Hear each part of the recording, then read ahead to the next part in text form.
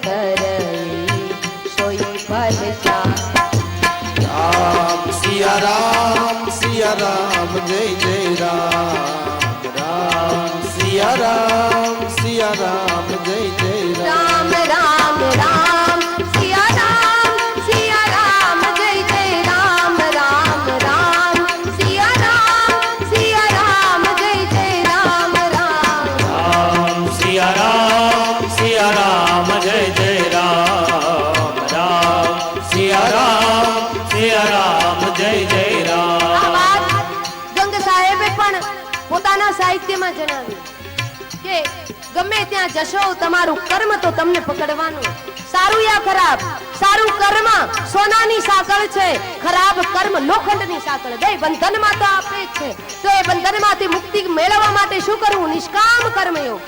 અને ગંગ સાહેબે સાહિત્યમાં જણાવતા કહ્યું કે કર્મ તમે ગમે ત્યાં જશો પકડ્યા વગર નહીં છોડે।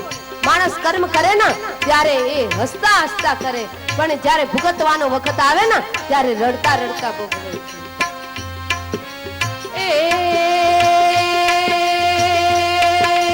तारों के तेज में चंद्र छुपे नहीं, सूरज छुपे नहीं, बादल छायो।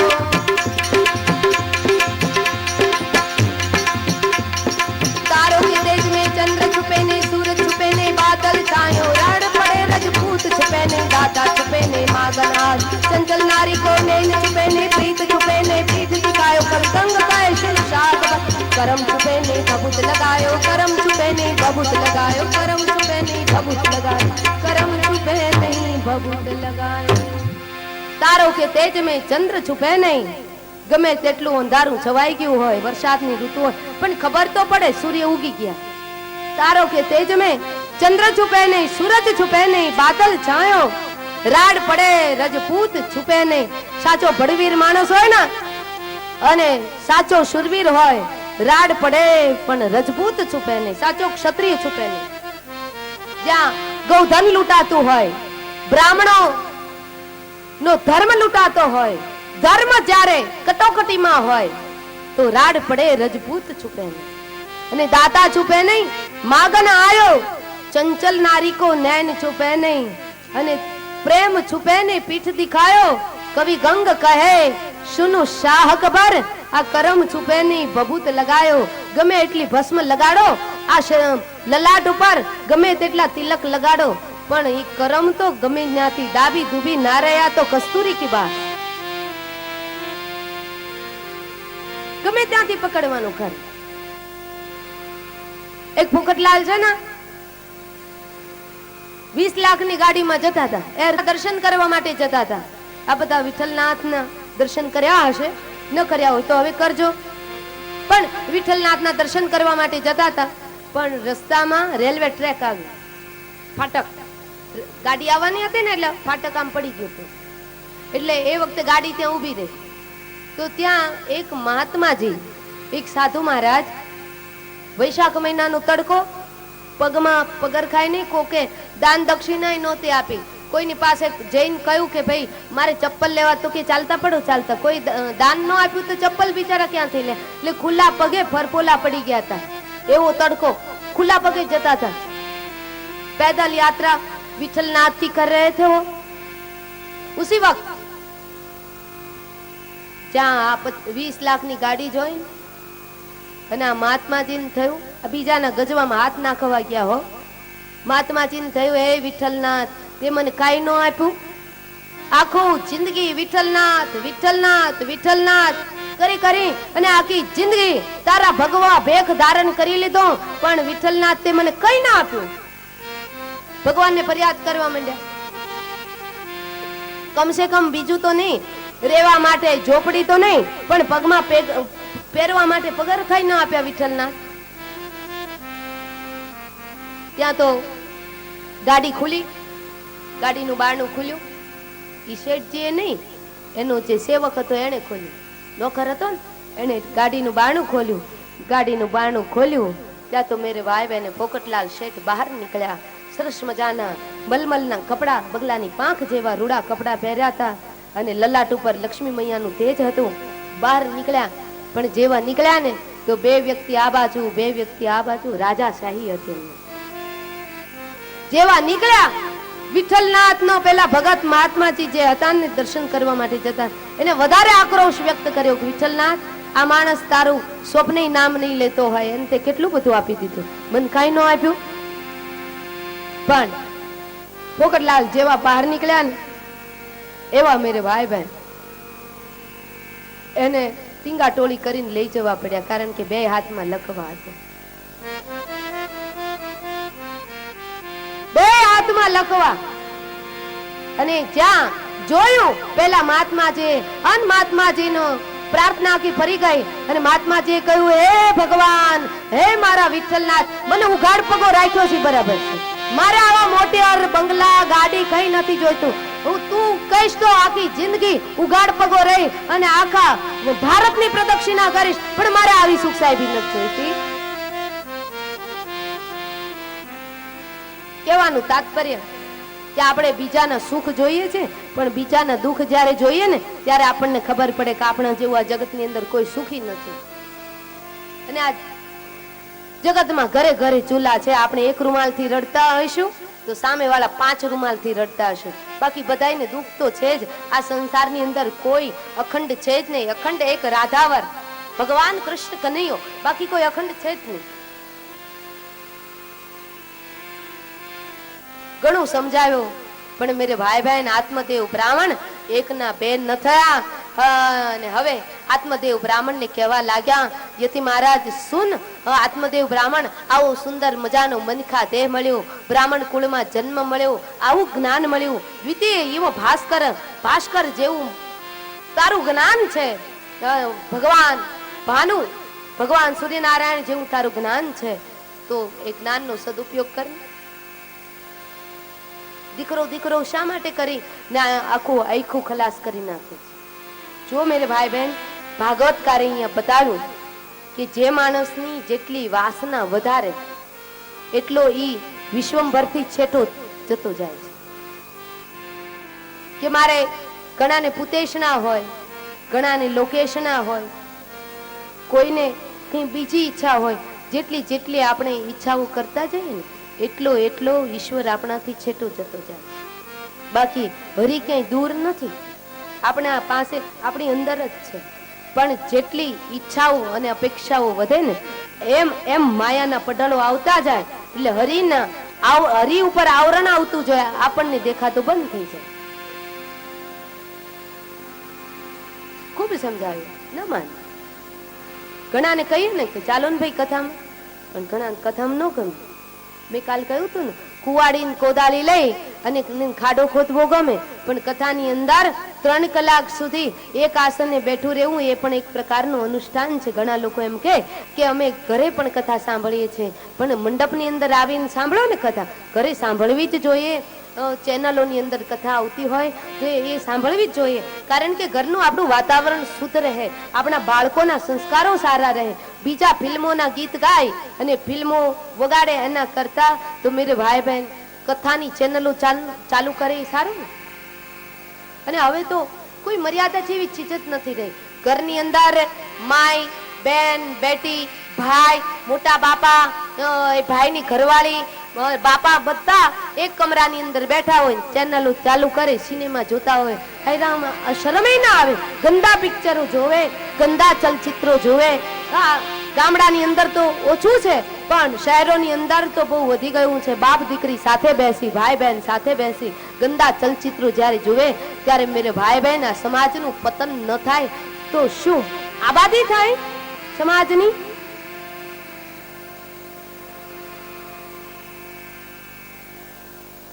ખૂબ સમજાવે, ન માને. ઘણાને આપણે કહીએ કે કથા સાંભળ્યા પછી બીડી છોડી દેવી જોઈએ, કથા સાંભળ્યા પછી બજાર છોડી દેવી જોઈએ, પણ ઘણા કહે કે આ તો હવે 50 વર્ષનું જૂનું વ્યસન છે, જ્યારથી 20 વર્ષનો હતો ત્યારથી બીડી પીઉં છું. અમારી માતાઓ વળી એમ કે બહુ નાની હતી ત્યારથી આ બજાર દઉં છું. ઘણા મીઠી સોપારી ખાતા હોય, ઘણા ચૂટકી ખાતા હોય, ઘણા ગુટક્યા ખાતા હોય, તો આ એક પ્રકારનું વ્યસન છે. એવું ન માનતા કે આવું કોઈ ખાતા ન, ચાય પીવો ને એ પણ એક પ્રકારનું વ્યસન છે. ચાયની અંદર તમારે જેટલો ખર્ચ થાય છે એટલા ખર્ચનો ઉપયોગ તમે ગાયના ગૌચારામાં કરો ને મેરે ભાઈ બહેન, તો મારા ભારત વર્ષની કોઈ ગાય ભૂખી ના રહે. એને કાગળિયા અને કચરા ખાવાનો વખત ના આવે. જો આજનો માણસ બીડીની જુડીઓ દિવસે એક દિવસમાં કેટલી બીડીઓ પી નાખે છે અને પોતાના પ્રાણવાયુ ખલાસ કરી નાખે છે, પણ એનો એ વ્યક્તિ નું જ્યારે વ્યસન સુધરી જાય ને એનો વ્યક્તિ વ્યસનના રૂપિયા છે એ વ્યસનના રૂપિયા ગાયના ગૌચારામાં આપે અને કૂતરાઓને ગુંદીના ગાંઠિયાને એ ખવડાવે, માછલાઓને લોટ ખવડાવે, તો મેરે ભાઈ બહેન હરી ક્યાંય છેટું નથી. પણ વ્યસનમાં માણસે આખું જીવન બરબાદ કરી નાખ્યું.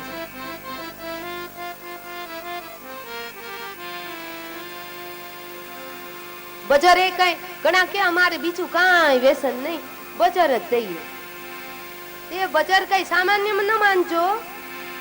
એ બજાર જે છે ને એ બજાર આ તમાકુ માંથી જ થાય છે. અમારી ગુજરાત બાજુ કથાઓ હોય તો ત્યાં આ તમાકુના વાવેતર ઘણા બધા.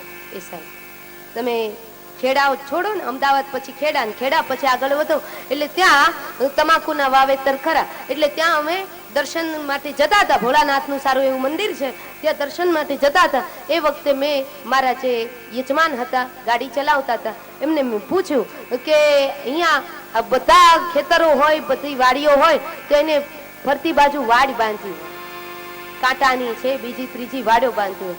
મેં કીધું આ સામે ખેતર દેખાય છે, વાડી દેખાય છે, એને કેમ વાડ નથી?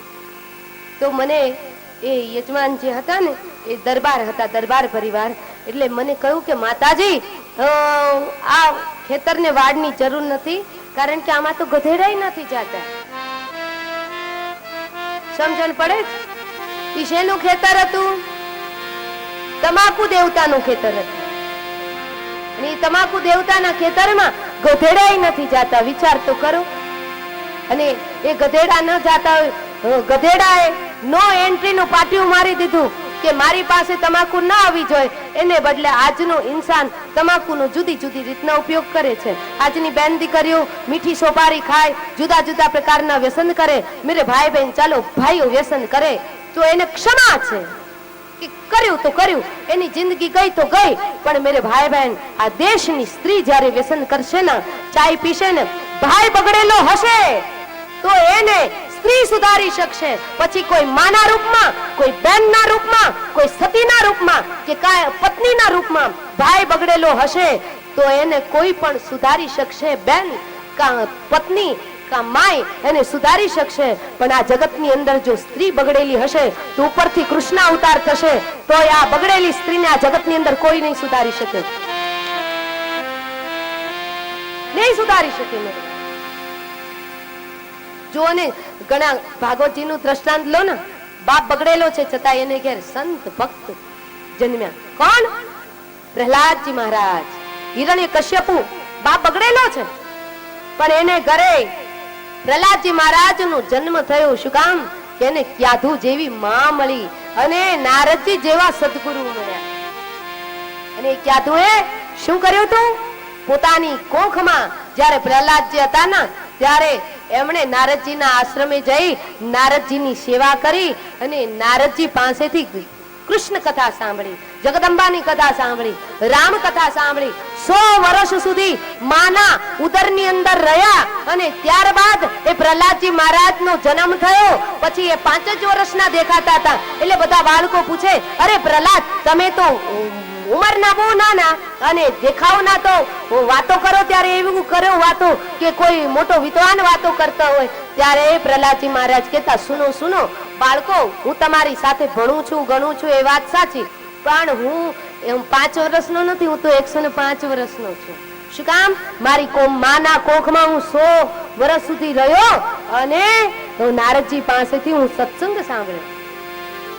મેરે ભાઈ બહેન સગર્ભા માતાઓ હોય ને એને તો ખાસ કરીને ભાગવત કથા, રામ કથા, દેવી ભાગવતની કથા તો અવશ્ય વાંચવી. અમારી માતાઓને તો કોઈ પણ જગ્યાએ ચૂકાય નહીં. દેવી ભાગવતની કથા અવશ્ય સાંભળવી. કોઈ પણ માય માટે જીવનની અંદર કેમ જીવન જીવવું ને એ દેવી ભાગવતનો ગ્રંથ તમને શીખવાડે છે. અને કદાચ જો તમારી પાસે તમને ક્યાંય દેવી ભાગવતની કથા ચેનલોમાં નથી આવતી, પણ દેવી ભાગવતની કથા જો તમને સાંભળવા ન મળે ને તો મારી દેવી ભાગવતની કથાનો સેટ છે, લઈ લેજો. અમારા આશ્રમે કથા થઈ હતી ને દેવી ભાગવતની, એનો સેટ છે, લઈ લેજો તમારા ભાઈ પાસેથી. ખાસ કરીને માતાઓને સાંભળવા જેવી છે. શું કામ કે મેરે ભાઈ બહેન, જે માતા છે ને એ કોખની અંદર બાળક હોય ત્યારે એ કથા સાંભળે ને તો એ બાળક શુરવીર બને. મેરે ભાઈ બહેન, આ સમાજને શેની જરૂર છે? માય કાંગલા, નમાલા, કોઈ છોરા છોરીની જરૂર નથી. આ દેશને જરૂર છે હનુમાનજી મહારાજ જેવા જતીની. આ દેશને બાળકની જરૂર છે મેરે ભાઈ બહેન ભગતસિંહ જેવા શુરવીરની. આ દેશને જરૂર છે કે બળવીર એવા શિવાજી મહારાજની. આ દેશને જરૂર છે કેવા બાળકની?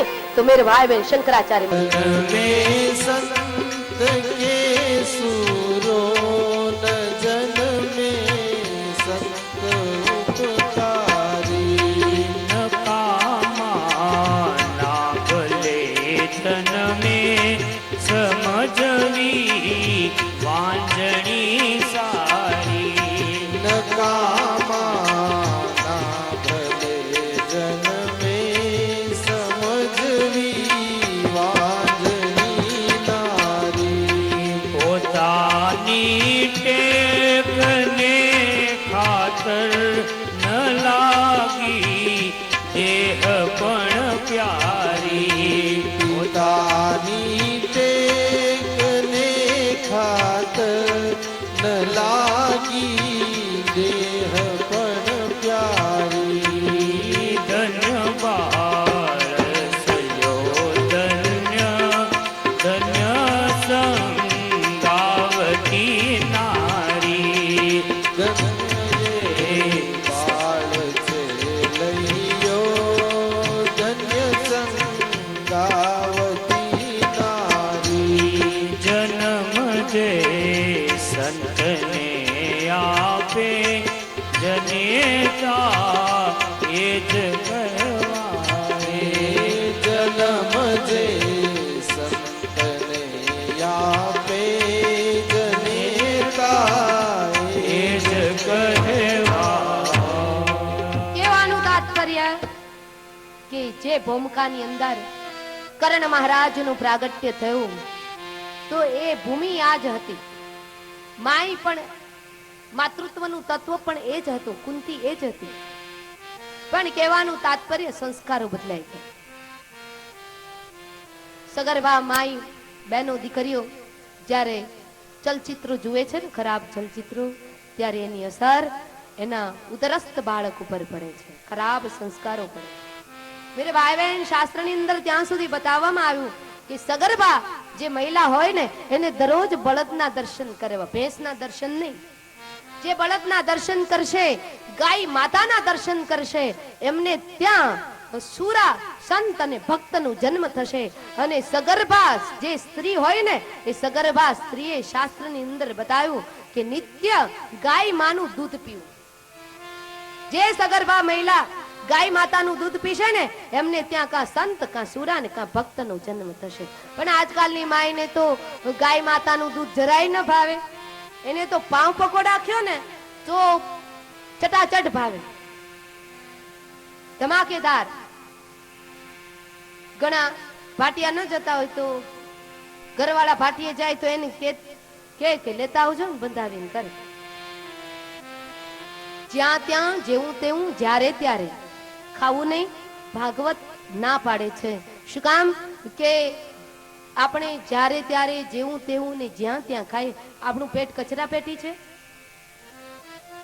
આરોગ્યનું કેન્દ્ર છે પેટ.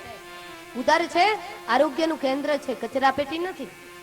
જ્યાં ત્યાં જ્યારે ત્યારે જેવું મળે એવું લોકો ખાઈ જ લેતા હોય અને આમાં આમ પશુવત આહાર કરતા હોય.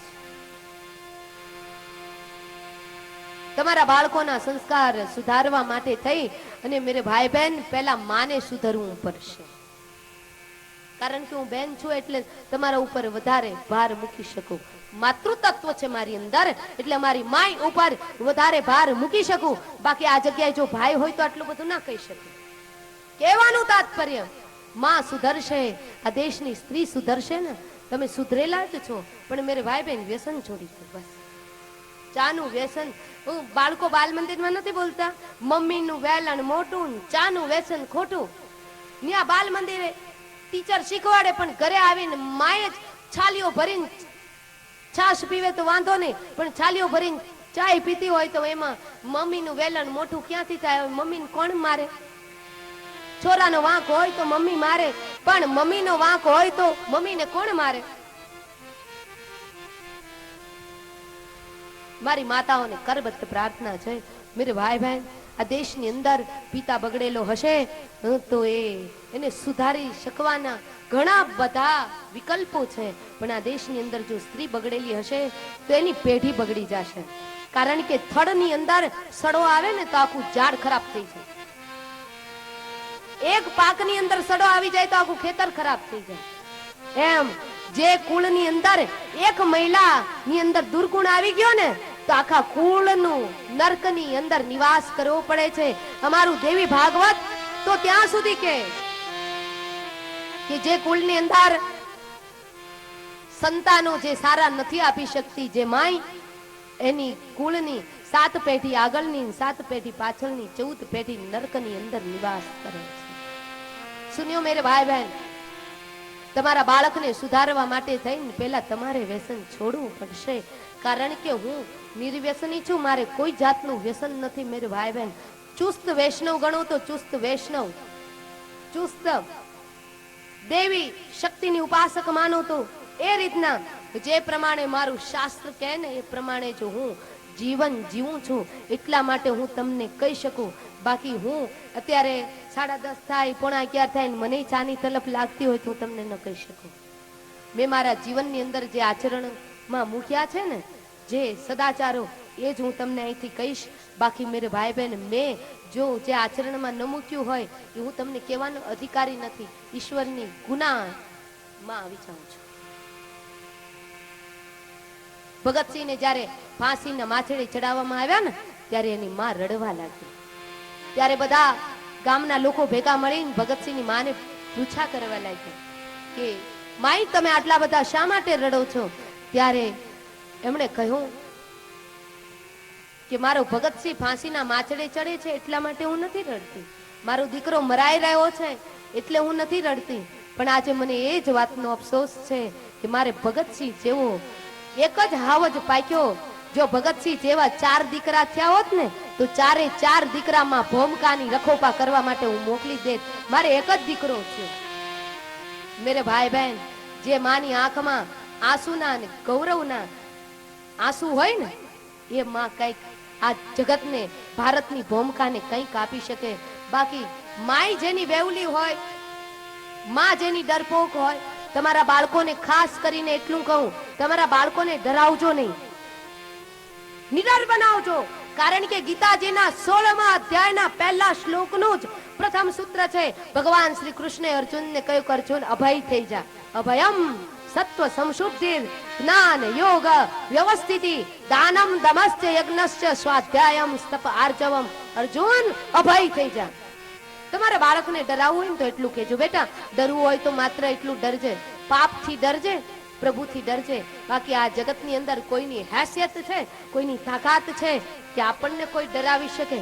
માંથી કદાચ યમરાજા આવે ને તો યમરાજાને પણ છાતી ઠોકીને કહી શકે જા જતો રે. મેરે ભાઈ બહેન, દાદા ભીષ્મએ આ દેશની અંદર એવા ભડવીરો પાક્યા, તમારા જેવી જનેતાએ જ એ દાદા ભીષ્મને જન્મ આપ્યો તો કોઈ બીજી નારી નહોતી આવી, પરદેશથી નહોતી આવી. તમારી જેવી જનેતાએ જ ભારત વર્ષની સ્ત્રીએ જ જન્મ આપ્યો તો દાદા ભીષ્મને. અને એ કોણ હતા? ગંગા માં, એની ગંગા માનું સંતાન હતું. આ ભારત વર્ષની જે ભાગીરથી ગંગા છે, ગંગાનું એ એકમાત્ર સંતાન. અને દાદા ભીષ્મએ 58 દિવસ રૂવાડે મેરે ભાઈ બહેન એને બાણ વાગ્યા. છતાં એ ભડવીર એ બાણની શૈયા ઉપર સૂતો રહ્યો, 58 દિવસ સુધી મોઢામાંથી ઉગાર ન કર્યો. એ કયું શૌર્યના સંસ્કાર? ગંગાજીના શૌર્યના સંસ્કાર હતા. બાકી આજ તો ટાચની વાત. બ્રાહ્મણ હોય તો ઠીક છે, બ્રાહ્મણ નો જાતિ સ્વભાવ છે મેરે ભાઈ બહેન. બ્રાહ્મણ બોલીના જબરા હોય હો. હા, એ બોલવામાં બહુ આમ બરાબર હોય, મંત્ર કયો તો બરાબર બોલી દે. બાકી બ્રાહ્મણ છે ને એ જાજુ સહન ન કરી શકે. હા, બાકી કોઈ પરશુરામ જેવા હોય બ્રાહ્મણ, જો જ્યારે સશક્ત બને ત્યારે એક હાથમાં શસ્ત્ર પણ લે, બીજા હાથમાં શાસ્ત્ર લે, અધર્મનો નાશ કરે, ફરસી એવી ફરે કે 21 વખત પૃથ્વીને નક્ષત્રી કરી નાખે. બ્રાહ્મણની અંદર આ તાકાત છે. એટલે એવું નથી કે બ્રાહ્મણ માય કાંગલો હોય અને એ શૌર્ય વગરનો. પણ કહેવાનું તાત્પર્ય બ્રાહ્મણનો જાતિ સ્વભાવ, એ મંત્ર બોલી જાણે, પણ જ્યાં શસ્ત્ર ચલાવવાની વાત આવે ને ત્યારે બ્રાહ્મણ થોડા પીછે હટતા. કહેવાનું તાત્પર્ય બાર એક વાત ઉપર આવું કે આ વાતનું નિતાંત સત્ય છે. મારી માતાઓ, તમે છે ને વ્યસનો છોડજો. કથા સાંભળ્યા પછી, ભાગવતની કથા સાંભળ્યા પછી વ્યસન છોડજો. અને વ્યસનમાંથી જે રૂપિયા વધે ને એ રૂપિયાનો ઉપયોગ ક્યાં કરશો? ફેશનમાં નહીં, બ્યુટી પાર્લરમાં નહીં, ફેશનેબલ બ્લાઉઝ સીવડાવવામાં નહીં, અંબોડા વળાવવામાં નહીં. આજની બહેનો દીકરીઓ અંબોડા વળાવે, 5,000 ના અંબોડા વળાવે. પણ 5,000 નો અંબોડો વળાવે એ તો સવારે વળાવે ને સાંજે છૂટી જવાનો. પણ 5,000 નું જો ગાયોને લીલું નાખ્યું હોય તો જન્મ જન્મ સાથ આપે. પુણ્યના આપણે ભાગીદાર બનીએ મેરે ભાઈ બહેન. વ્યસનમાંથી જે રૂપિયો વધે ને એનો તમે ટાર્ગેટ કાઢો ને તો એ રૂપિયો ભેગો કરી તમારી ગૌશાળા જે કઈ હોય, જે કઈ આજુબાજુનું પુણ્યદાન થતું હોય એમાં સદુપયોગ કરો ને તો મેરે ભાઈ બહેન એ સદુપયોગ લેખે લાગે. તમારું જીવન સુગંધી બને અને જીવન સુગંધી બન્યા પછી સુગંધી જીવનની અંદર એ સુગંધીમય જે પાત્ર જીવનનું હોય એમાં પ્રભુને રહેવાનું મન થાય. આપણે તમારે શું ઈચ્છવું છે? બે રસ્તા છે આપણા માટે કે આપણે કયા માર્ગે જવું છે. સુગંધિત જીવન તરફ જવું છે કે પછી જ્યાં બદબુ આવતી હોય, દુર્ગંધ આવતી હોય, કળિયુગના દુર્ગુણોની જ્યાં દુર્ગંધ આવતી હોય એ જીવન તરફ જવું છે. મેં તમને બે રસ્તા બતાવી દીધા. હવે કયા રસ્તે જાવું એ બધું તમારા ઉપર આધાર રાખે. બાકી અમે પછી આંગળી પકડીને તમને શીખવાડીએ ખરા કે આ રસ્તા ઉપર જાય તો આપણે સુખી બનીએ. અમે નથી કહેતા, પણ અમારું શાસ્ત્ર કહે છે. માતૃદેવો ભવ એટલે તો માને પ્રણામ કર્યા મેરે ભાઈ બહેન. શું કામ કે કોઈ પણ બાળક છે ને એ 9 મહિના માના ઉદરમાં રહે છે. એટલે માં એ દેવ છે. પણ કઈ માં દેવ છે? જે બાળકને સારા સંસ્કારોનું સિંચન કરે. મેરે ભાઈ બહેન, કેટલા સંતાનો છે એ મહત્વનું નથી, કેવા સંતાનો છે એ મહત્વનું.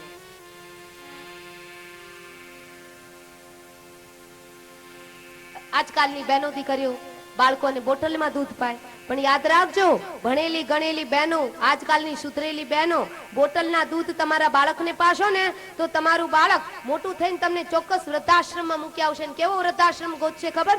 જમવાય નહીં જડે.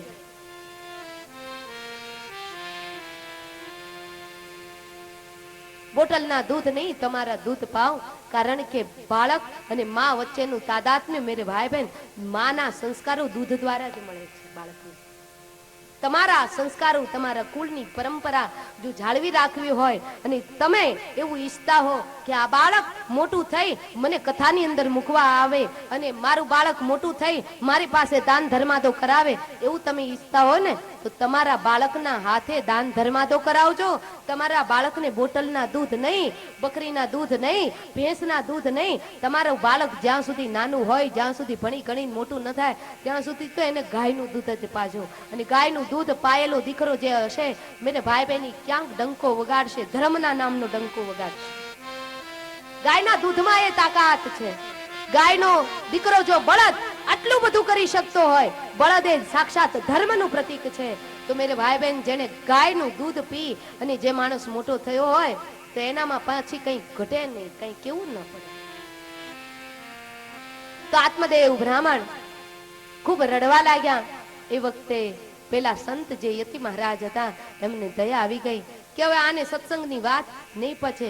જેને બહુ અતિશય વાસનાનો રોગ લાગુ પડ્યો હોય ને એની પાસે સત્સંગની વાતો કરવી નકામી. પછી કઈ વાસના? કોઈને પુત્રની વાસના, કોઈને મોટર બંગલા વસાવવાની વાસના, કોઈને કઈ વાસના. જેને વાસનાનો રોગ લાગુ પડે, ભાગવતકાર કે એની પાસે જ્ઞાનની વાતો નકામી. એ તો ઠોકર ખાય ને ત્યારે સમજાય, બધું ત્યાં સુધી ન સમજાય. એટલે આપણે સંતવાણીમાં કહેવાય, હંસલો હરિ ભજનનો આળસુ હંસલો હરિ ભજનનો આળસુ રે. હંસલો હરિ ભજનનો આળસુ રે.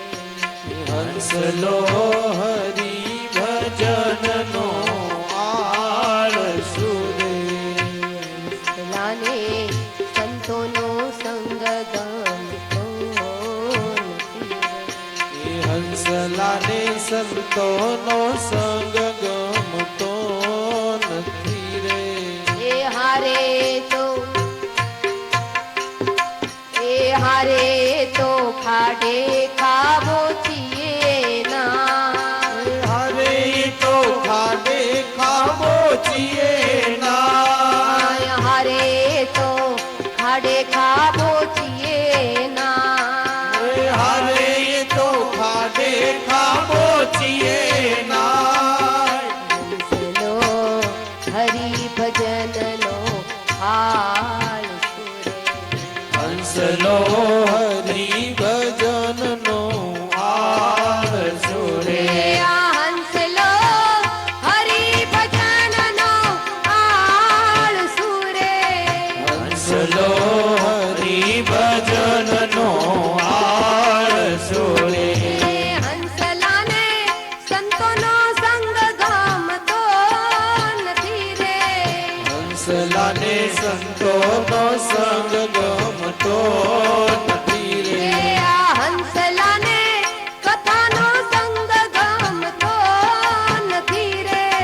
હંસલાને કથાનો સંગ ગમતો નથી રે. એ હારે તો ખાડે ખાવો છીએ ના. એ હારે તો ખાડે ખાવો છીએ ના. હંસલો હરિ ભજનનો આળસુ રે. હંસલો હરિ ભજનનો આળસુ રે.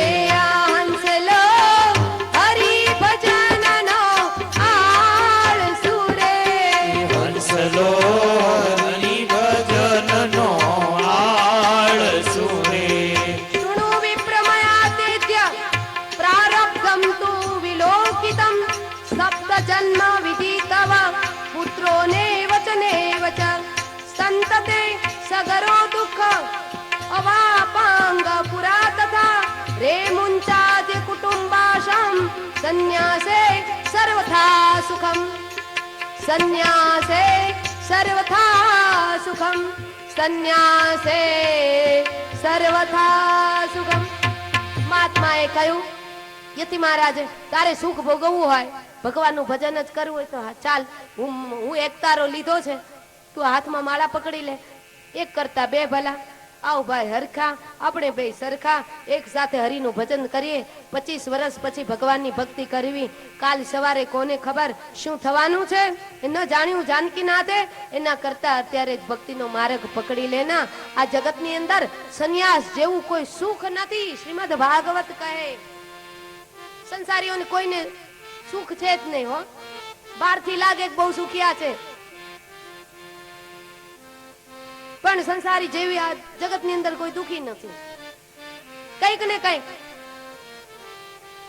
મુશ્કેલીઓ આવ્યા જ કરે. એક મુશ્કેલીમાંથી પસાર થાય ત્યાં 5 મુશ્કેલીઓ ઊભી હોય. સંન્યાસ જેવું આ જગતની અંદર સુખ નથી. અને એ વાત મેરે ભાઈ બહેન બરાબર છે. શું કામ કે મા બાપે આખી જિંદગી મહેનત કરી કરીને છોરાઓને મોટા કર્યા હોય. એ છોરા એને વૃદ્ધાશ્રમમાં મૂક્યા આવે, પણ એવું જાણ્યું કે કોઈ માણસ સંન્યાસ ધારણ કર્યો હોય અને પછી એ જ્યારે કોઈ સંત હોય, કોઈ સંન્યાસી હોય, એના જ્યારે એમ જાય પ્રભુના ધામની અંદર ત્યારે એના ભંડારા એવા ઉજવાય, એની પુણ્યતિથિઓ એવી ઉજવાય કે સંસારીઓના દીકરા એની પાછળ ક્રિયાઓ નથી કરતા, પણ સંતોના ભંડારા એવા થાય કે દેશ જમતો જાય, ગામ જમતું જાય, રાષ્ટ્ર જમતું જાય, બધા જમતા જાય. સંતોની પાછળ એના સંતાનો જે એના શિષ્યો હોય કેટલું બધું કરે. જે ભાગવતજીએ કહ્યું નિતાંત સત્ય છે, સહી વાત છે. ઘણા મને પૂછે તે તમે માતાજી, ઘણા મારો પરિચય પૂછે, મારે ન કહેવો જોઈએ, પણ એક એક વ્યક્તિને કહીએ અને પછી અમારી વાણીનો ખોટો દુરુપયોગ થાય એના કરતા હું જાહેરમાં કહી દઉં કે ઘણા લોકો મને પૂછે કે માતાજી તમે એકના એક છો, હું મારા મા બાપની એકની એક દીકરી છું. હા, ગોર છે, કાન ખોલીને સાંભળી લેજો. હવે પછી મને કોઈ પૂછતા નહીં. કોઈ દિવસ સંત સંન્યાસીના પરિચય ના હોય, એની કથા એ જ એનો પરિચય હોય, પણ એટલું કહેવાનું કે મેરે ભાઈ બહેન સંન્યાસ એ સર્વથા સુખમ શ્રીમદ ભાગવતજી કહે એ વાત બરાબર નિતાંત સત્ય છે. હું મારા મા બાપની એકની એક દીકરી, એમ સંસ્કૃત અભ્યાસ કરેલો, પણ બ્રાહ્મણ કુળમાં જન્મ મળ્યો. સરસ્વતી મૈયાની કૃપા થઈ, હનુમાનજી મહારાજની કરુણા થઈ, આ ત્રિવેણી સંગમ થયો અને મેં મારા જીવનની અંદર નક્કી કર્યું કે મારા કથાની અંદર જે આવક ઉપાર્જન થાય એ કથાની મારે બેંક બેલેન્સ બનાવવાની કોઈ જરૂર નથી. સુખી પરિવાર છે રાજકોટની અંદર, તમે જે આવશો એ જોશો કે રાજકોટની અંદર બહુ સુખી પરિવાર છે, ખાધે પીધે બહુ સુખી છે, કોઈ જાતની કોઈ ચિંતા નથી. પણ મારી કથાની આવક જે આવે, દક્ષિણા આવે, એ દક્ષિણાનો ઉપયોગ મેં વિચાર કર્યો કે મારા હનુમાનજી મહારાજે મને વાણી આપી છે તો આ બ્રાહ્મણ કુળમાં જન્મ મળ્યો. બ્રાહ્મણનું કર્મ શું મેરે ભાઈ બહેન?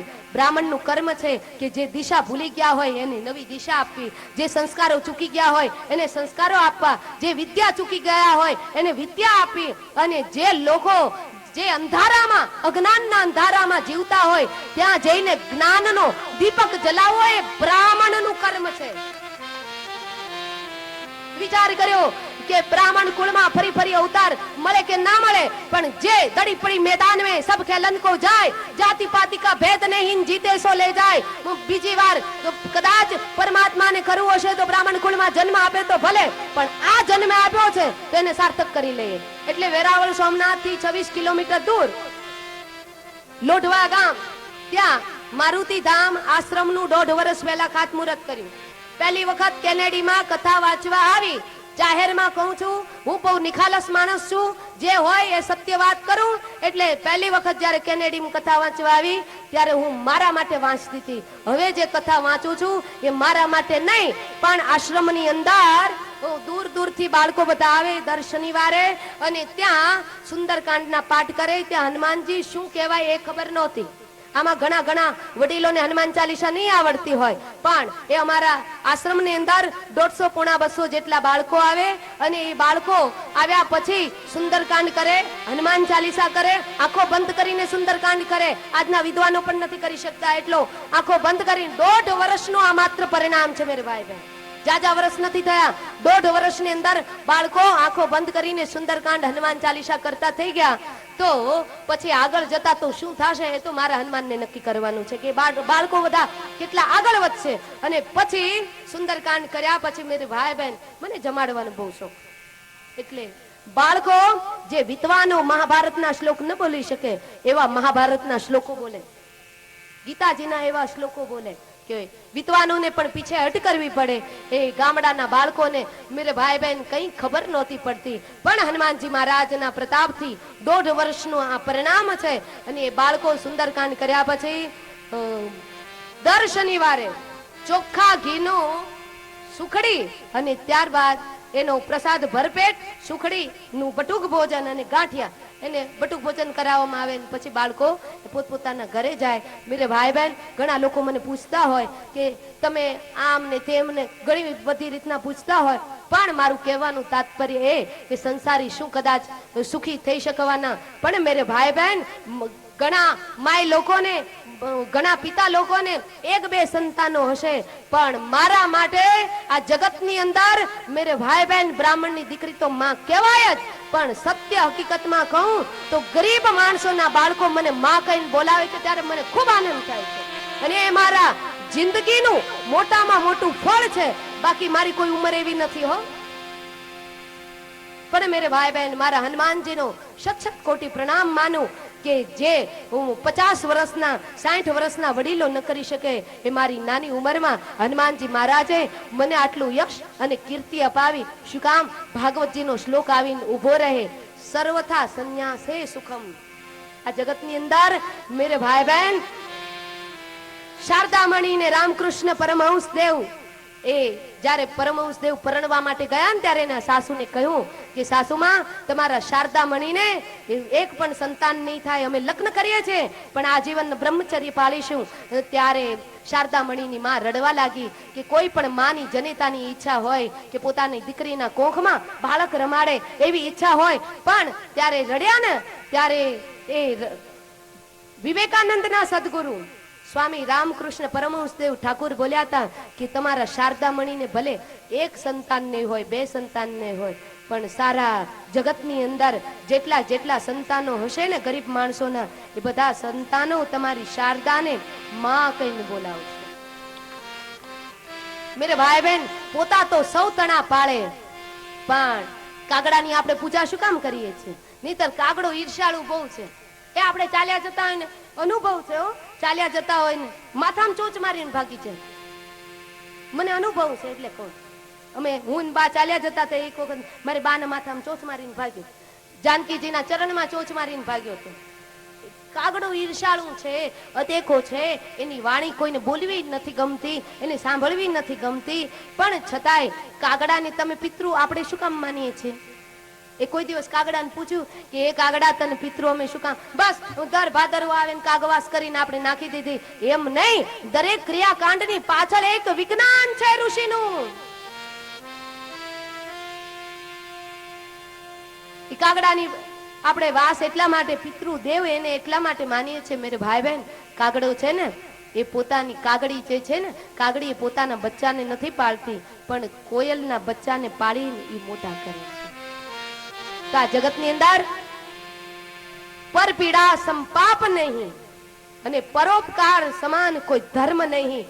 ભગવાન શ્રી કૃષ્ણએ પણ કહ્યું, રામચરિત માનસની અંદર રામજીએ પણ કહ્યું, દેવી ભાગવતજીની અંદરમાં જગદંબાએ પણ કહ્યું કે જે પરોપકાર કરશે એ જગતની અંદર પૂજનીય બનશે. સંન્યાસે સે સર્વથા સુખમ. મેરે ભાઈ બહેન, આપણે આપણા માટે તો ઘણું બધું કરીએ, પણ જ્યારે બીજા માટે કંઈક કરીએ ને ત્યારે એ પરમારથ કહેવાય. બાકી પોતાના છોરા છોરીના લગ્ન થતા હોય તો 10 લાખના ધુવાડા કરી નાખે. કારણ કે બધા એમ કે ને, ઓહો પોકટલાલ શેઠ, તમે તો કેટલા રૂપિયા વાપર્યા, કેટલાનો શમિયાનો નખાવ્યો, કેટલી પાર્ટી આપી, કેટલી મિજવાની પીરસી, કેટલા ગુલાબ જાંબુ, કેટલા માલ પકવાન તમે પીરસ્યા. પણ એ પોકટલાલ ત્યારે સાચો કહેવાય કે કોઈ ગામની અંદર કોઈ વિધવા માય હોય, ભર જુવાનીમાં વિધવા થઈ હોય અને એનો છોરો પરણવા જેવડો થઈ ગયો હોય, છોરી પરણવા જેવડી થઈ ગઈ હોય, કોઈને ખબર ન પડે. એ રીતના એ વિધવા બેનને પોતાની બેન માની અને રાત્રિના સમયે કોઈને પણ ખબર ના પડે એ રીતના રાખડી બંધાવા જાય અને બેનના હાથમાં લાખ રૂપિયા આપીને કે લે તારી છોરીના લગ્ન કરી નાખશે, કોઈને ખબર ન પડે. ત્યારે એ પોકટલાલ સાચો. બાકી પોતાના છોરા છોરીના લગ્નમાં તો 5 લાખ 10 લાખના ધુવાડા કરી નાખે તો એ પોકટલાલ ન કહેવાય બરાબર. પણ મેરે ભાઈ બહેન, પરોપકાર માટે જો કોઈ 1 લાખ વાપરે ને તો એ મોટા છે. સર્વથા સંન્યાસ એ સુખમ. ભાગવતકાર કે ત્યાગ કરવામાં મજા છે. મારા સદગુરુ દેવ કહેતા, અમૃતસ્યાહ પુત્રાહ, અમૃતના સંતાનો કોણ થઈ શકે? તો મારા સદગુરુ દેવનું એ વચન છે કે અમૃતના સંતાનો એ થઈ શકે જેને ત્યાગ કર્યો. કંઈક ત્યાગ કરો. અને એ ત્યાગ કેવો? બળજબરી પૂર્વકનો નહીં, અંદરથી આનંદ હોવો જોઈએ. ના, ભગવાને આ મારા માટે મારી પાસે મને આ શરીરથી કરાવડાવ્યું અને એ ત્યાગ કરશો ને તો પછી અહંકાર પણ નહીં આવે. ઘણાને તો ત્યાગ કર્યા પછી અહંકાર આવી જતા હોય તો એ ત્યાગ નકામું. ગીતાકારે ભગવાનની અંદર કહ્યું કે ત્યાગમાં હું વસેલો છું, પણ કયો ત્યાગ? ત્યાગાત શાંતિર અનંતરમ. ત્યાગ કર્યા પછી આનંદ આવે. બાકી ત્યાગ કર્યા પછી અહંકાર આવે ને તો એ અહંકાર સાધકને પાડી દેતો હોય છે.